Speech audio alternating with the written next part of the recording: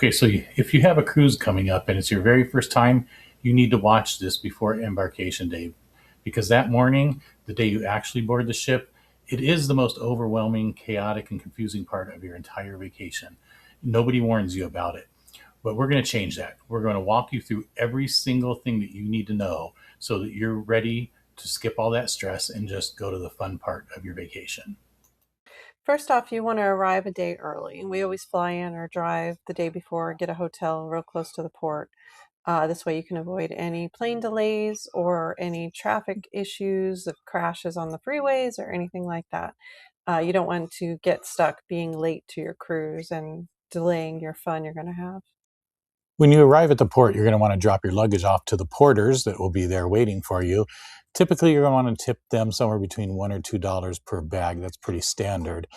Make sure you're arriving to the port on your assigned arrival time. If you arrive too early, they won't let you in. And if you arrive too late, you're just delaying your own fun. So try to arrive on time to keep everything running smoothly. They have it down to it's a well-timed thing so that everybody can get on as quick as possible.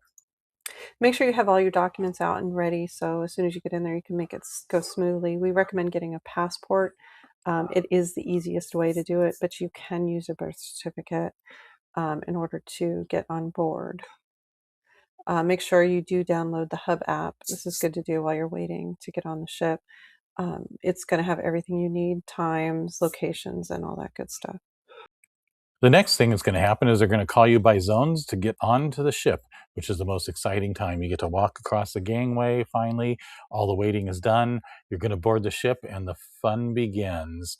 The first thing you'll want to do when you get on the ship, though, is do the muster drill. You don't want to miss that.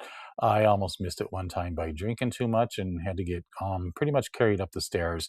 If you miss the muster drill, it's a bad thing because they could delay that or even kick you off the ship. After you finish the muster station, you do want to grab some lunch. Here's Shaq's Chicken, which is a great place to get some good sandwiches. Or our favorite is the Guy's Burger, which is by the pool area on the Lido Deck. You can also hit the buffet. There's usually different options set up in the buffet area. They also have a nice little dessert area to get a nice sweet treat to get your afternoon going. And then you want to go ahead and find a bar and get your first drink. We always have pictures taking with our first drinks when we get on the ship. We actually sometimes do that before the muster drill, but don't tell anybody that. So now that you got your stomach full and you've had a drink, it's time to walk around the ship and find where everything's at.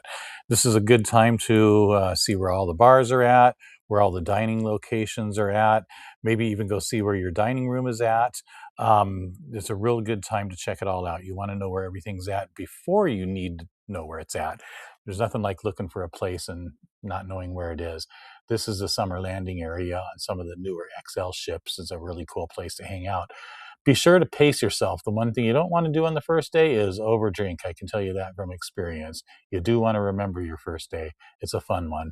Also, don't overeat. That's going to kind of get to you. It's never fun when you overeat or overdrink.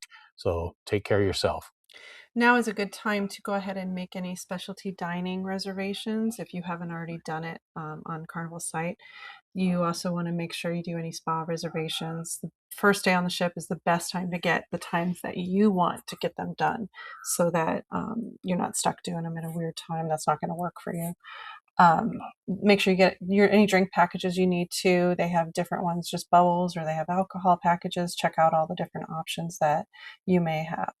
And then if you have children, you might want to take them in and get them registered for the kids clubs. So you got that out of the way. They're very good programs for the kids and they will have a fun time with all kids their age. Our sail away party comes along next. This is where we're shoving off, usually around 4 o'clock. You're going to have a great time. This is where the cruise director comes out, starts the party. You start dancing. You start having a good time. The drinks are flowing. And it's definitely a good time out there.